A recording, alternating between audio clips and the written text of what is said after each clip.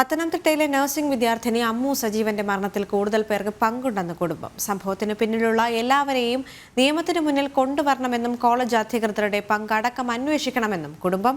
വിശദമായ അന്വേഷണത്തിന് മുഖ്യമന്ത്രിക്ക് നേരിട്ട് കുടുംബം ഇന്ന് പരാതി നൽകിയേക്കും.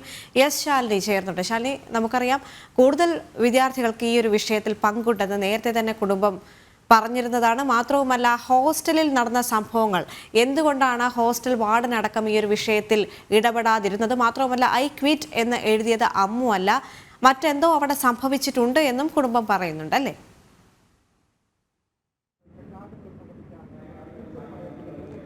ദേവിക, തീർച്ചയായും അത്തരത്തിൽ തന്നെയാണ്. കാരണം നവംബർ 15-ാം തീയതിയാണ് ഈ പത്തനംതിട്ടയിൽ SME കോളേജിലെ ഹോസ്റ്റലിൽ ഇത്തരത്തിലൊരു സംഭവം നടക്കുന്നത്.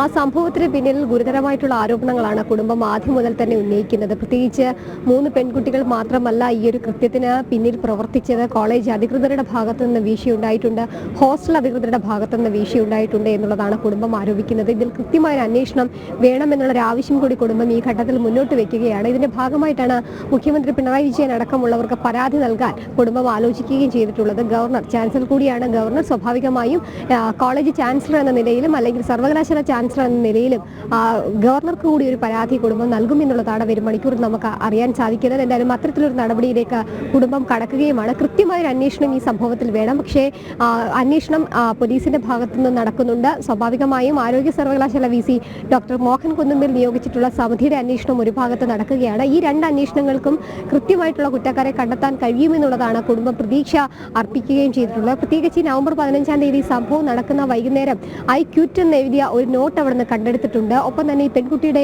ശരീരത്തിൽ ഗുരുതരമായിട്ടുള്ള പരിക്കുകൾ സംഭവിച്ചിട്ടുണ്ട്, തലയ്ക്ക് ഗുരുതരമായിട്ടുള്ള പരിക്കുകൾ സംഭവിച്ചിട്ടുണ്ട്.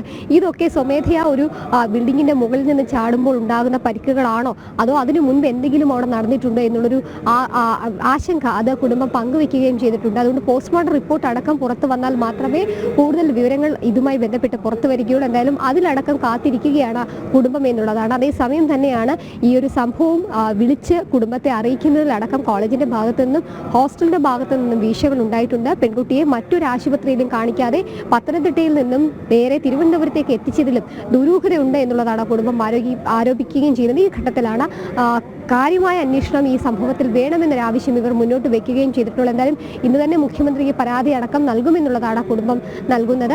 പ്രത്യേകിച്ച് കഴിഞ്ഞ ദിവസങ്ങളിലൊക്കെ നൽകാൻ വേണ്ടിയിരുന്നെങ്കിലും കുടുംബത്തിന്റെ മാനസികാവസ്ഥ വലിയ രീതിയിൽ സംഘർഷത്തിലായി നിലനിൽക്കുന്ന ഒരു സാഹചര്യത്തിലാണ് ഇന്നത്തേക്ക് മാറ്റിവെച്ചിട്ടുള്ളത് എന്നുള്ളതാണ്. എന്തായാലും ഇന്ന് തന്നെ പരാതി നൽകുമെന്നുള്ളതാണ്. അതിൽ മുഖ്യമന്ത്രി കൂടി സ്വീകരിക്കുന്ന നടപടി നിർണായകമാകും എന്നുള്ളതാണ്. ഗവർണർ അടക്കമുള്ളവരെയും ഈ കുടുംബം വരും മണിക്കൂറിൽ സമീപിക്കും. ദേവിക.